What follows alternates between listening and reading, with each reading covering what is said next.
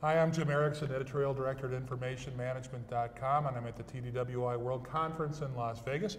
I'm here with Dave Wells, who's a well-known speaker and educator, and he's been well-known for the area of data quality for many years. He's actually been somebody that we go to a lot for that topic when we want to get really good information. But he's also teaching more about analytics.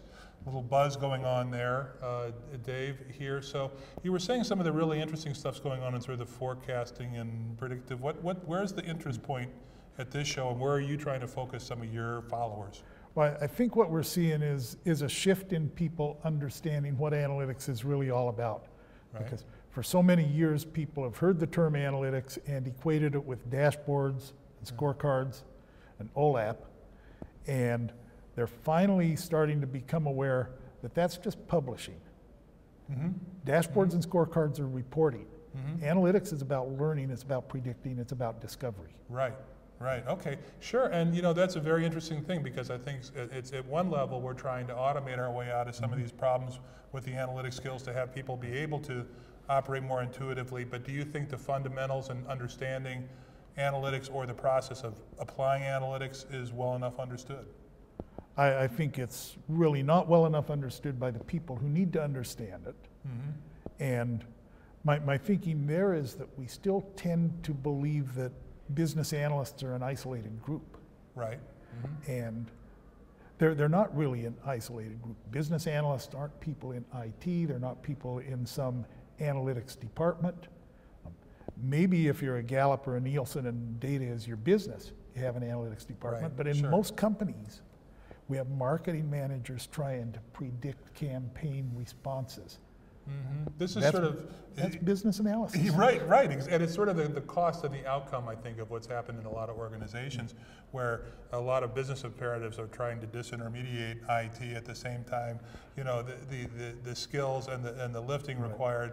It's almost like our managers are required to be sort of everyman and have this incredibly broad, you know, business understanding and empower user skills at the same time.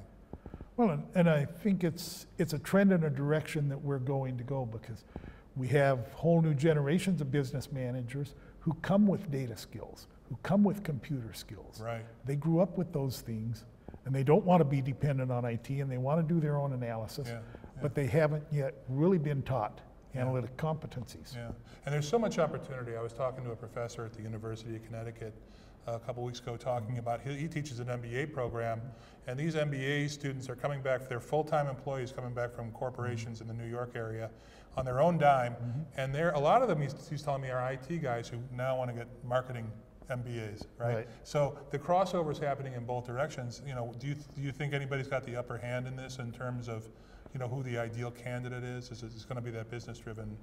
Yeah, I think business absolutely has the upper hand. Right. I was at a retail jeweler, one of the jewelry stores you find in malls all over the U.S., 3 or 4 months back, and I was brought in to teach analytic competencies by a business unit that is responsible for lending and credit risk.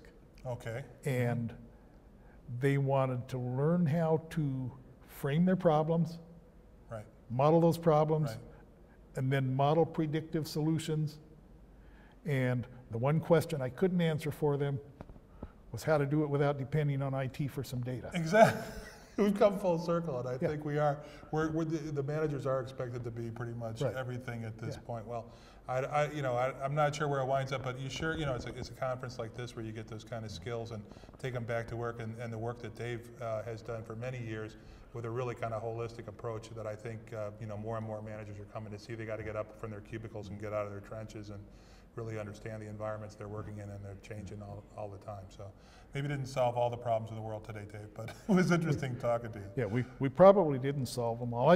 I'd make maybe one closing comment in terms of us having come full circle, and that's an observation at this conference where I'm teaching both data quality courses and business analytics courses, and when I'm teaching business analytics courses, I'm seeing 40% business people in those classes. Okay. When I'm teaching data quality courses, I'm seeing 5% business people in those classes. So although business is stepping up to the analytics side of the equation, before they get very deep into this pool, they're going to have to discover an interest in data quality. It's so interesting because like, last year you were warning us about some of that IT disintermediation going on with this big wave of change coming on because of emerging technologies and things like that. But boy, you sure got to seem to do everything these days, right? Okay, super. Well, we're talking with Dave Wells, a great friend of information management, a great teacher here at the TDWI World Conference in San Diego. I'm Jim Erickson with informationmanagement.com.